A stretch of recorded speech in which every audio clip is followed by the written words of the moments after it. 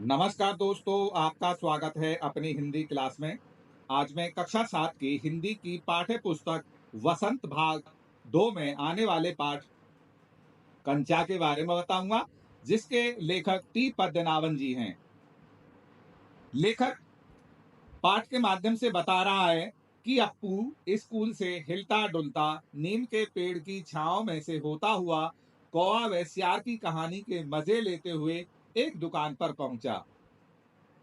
वहां उसने जार में रखे कंचे देखे। वह कंचे देखकर सपने लेना शुरू कर देता है, अर्थात सपने देखना शुरू कर देता है। दुकानदार ने पूछा, क्या कंचे चाहिए? उसने सिर हिलाकर मना कर दिया। तभी स्कूल की घंटी सुनकर वह बस्ता थाम कर स्कूल की ओर दौड़ पड़ता है। स्कूल देर से पहुंचने पर वह चुपचाप पीछे से बेंच पर बैठ गया। सभी बच्चों के बीच उसे जॉर्ज कहीं दिखाई नहीं पड़ा।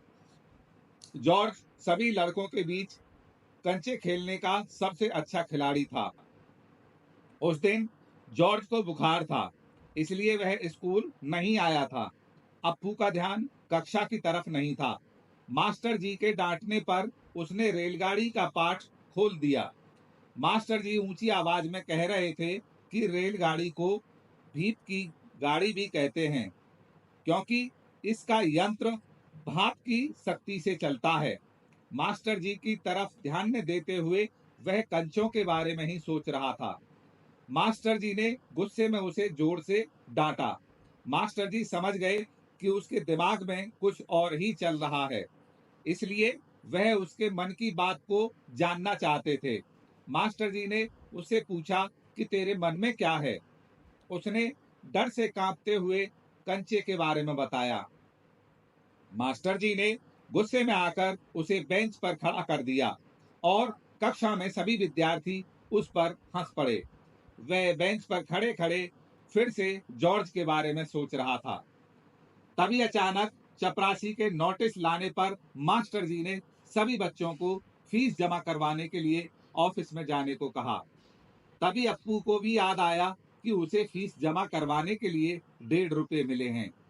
उसने बेंच से उतरकर मास्टर जी से माफी मांगी और फीस जमा करने के लिए दफ्तर गया। वहां बहुत भीड़ थी। उसके दिमाग में कंचों को खरीदने की बात चल रही थी। कक्षा छोड़ने पर वह इधर उधर टहलता रहा, परंतु सड़क पर कंचे खेलते हुए लड़कों के पास नहीं गया। अप्पू के पास फीस के लिए 1.5 रुपए थे। वह मास्टर जी से माफी मांगकर कार्यालय की तरफ जाता है। वह हर समय कंचों के बारे में ही सोचता रहता था। अप्पू पेड़ के नीचे खड़ा होकर 1.5 रुपए के कंचे खरीद लेता है। वह सड़क पर सारे कंचे बिखेर देता है। तभी ड्राइवर आता है। वह गुस्से में आ जाता है। ड्राइवर को कंचा दिखाते ही उसका गुस्सा समाप्त हो जाता है। अप्पू अपनी माँ को भी सारे कंचे दिखा देता है। माँ पहले तो रोने लगती है, लेकिन बाद में खुश हो जाती है।